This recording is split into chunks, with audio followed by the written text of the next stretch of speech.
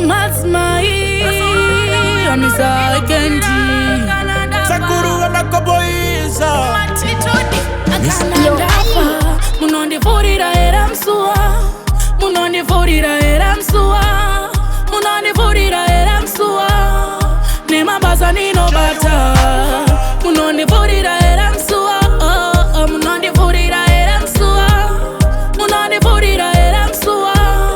Nemabasa ninobata. Ndinolipinda era dek. Nemabasa ndobata ndiri dek. Ndolipinda era dek. Makadzangu Mwari daima ndikanganwira. Ndolipinda era dek. Nemabasa ndobata ndiri dek. Ndolipinda era dek. Makadzangu Jehova mondikanganwira. Zvandakatadza zvakawandisa, zvizhinji zvacho zvinonyatsisa, kukena zvinotopisisa, rugare zvogona kundisvayisa. Kuchiva ndinochiva, kanopomba ndinopomba.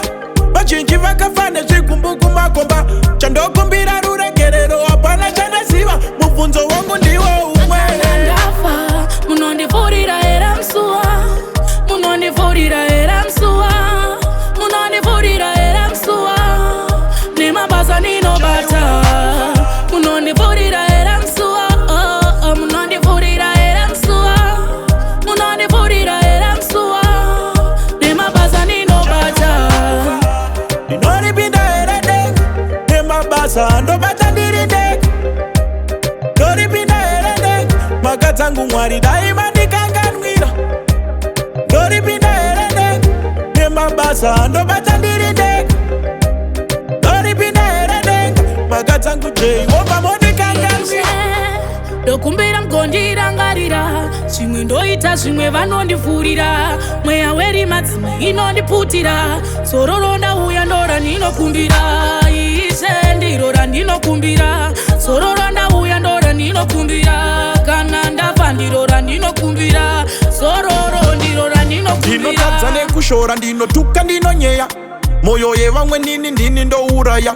Besinari ndaipinda bhora riri mudeya, kupfeka matadzo ngati nini ndirileya, kuba ndaiba kana kutora nsina kupiwa, baba namaiyo ndaita dzorembekedza, shoko ndaisadaira ndanzwa ndichidaidzwa, chandokumbira kuziva kuti Kana ndafa, munondivurira era msuwa. Munondivurira era msuwa. Munondivurira era msuwa. Nemabasa ninobata. Munondivurira era msuwa. Munondivurira era msuwa.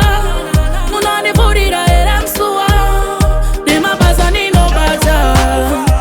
ndinolipinda era dek. Nemabasa ndobata ndiri dek. Ndolipinda era dek. Makadzangu Mwari daima ndikanganwira. Ndolipinda era dek. Nemabasa ndobata ndiri dek. Ndolipinda era dek. Makadzangu Jehova mondikanganwira.